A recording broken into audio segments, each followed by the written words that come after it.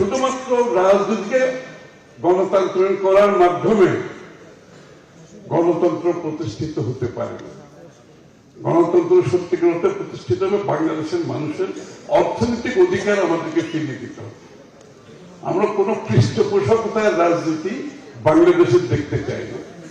এখানে অনেকে বলেছে আমরা ব্যবসা করে আমাদেরকে একটু আলাদা রাখি।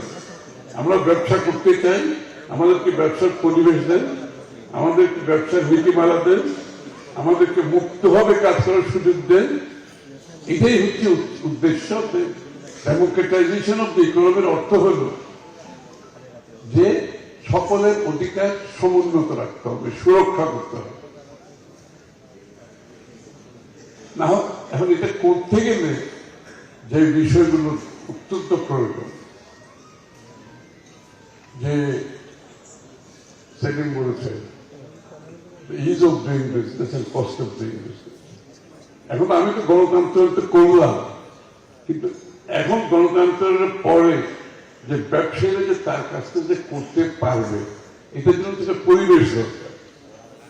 এবং এই পরিবেশটা দিতে হলে আমাকে যে বাংলাদেশ বর্তমানে, আমি দুঃখের সাথে বলছি, Bangladesh is highly regulated country. সুতরাং আমাদের পলিসি হচ্ছে গো ফর সিরিয়াস ডিরেগুলেশন।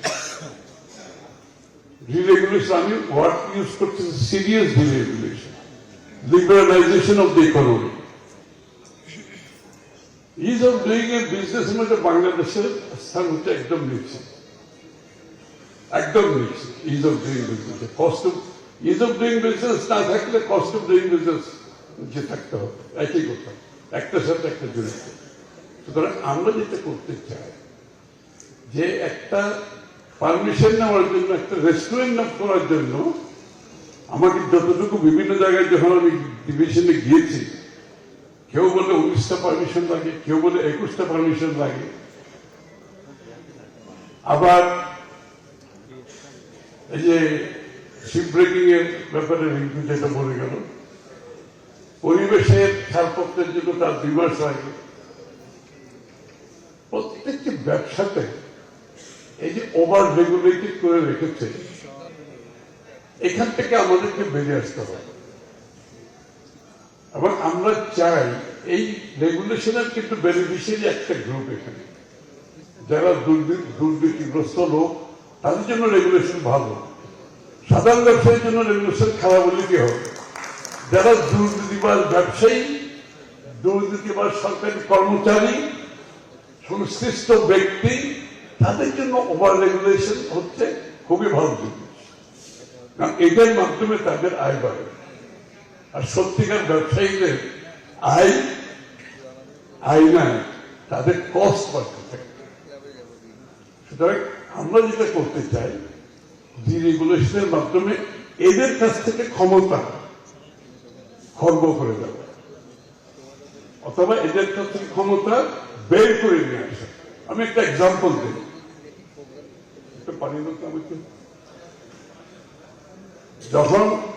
আমি যখন বাণিজ্য মন্ত্রী ছিলাম, এক্সাম্পলটা দিচ্ছি এই জন্য,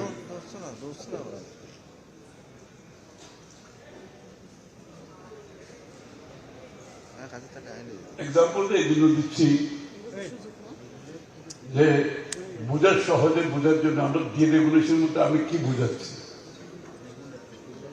আমি যখন বাণিজ্য মন্ত্রী ছিলাম তখন বিজেপি এর নেতৃবৃন্দ আমার কাছে আসছে, ওই যে ওদের ইউডি সার্টিফিকেট লাগে, ইউডি সার্টিফিকেটটা আগে ইপিডি থেকে দেওয়া হতো, সবাই জানার কথা। এবং আমার কাছে ওরা এসে বললো, খসরু ভাই, এই ইউডি সার্টিফিকেট নেওয়ার জন্য আমাকে তো প্রথমে ওখানে টাকা পয়সার ব্যাপার আছে, দ্বিতীয় কথা হচ্ছে হ্যারাসমেন্টের ব্যাপার আছে। এমন সময় হলে আমাদের শিপমেন্ট পর্যন্ত অনেক সময় ডিলে হয়ে যায়। আপনি ইপিবিকে একটু ফিক্স করেন, ইপিবিকে একটু শক্তিশালী করে, মানে ইপিবির মধ্যে আপনি একটু পরিবর্তন কিভাবে আনবেন, এনে আমাদের এখান থেকে একটু সহজ করে দেন। আমি ওদেরকে বললাম, আমি ইপিবিকে ফিক্স করতে পারবো না, ইপিবিকে ফিক্স করা যাবে না, ওরা অভ্যস্ত এই কাজে।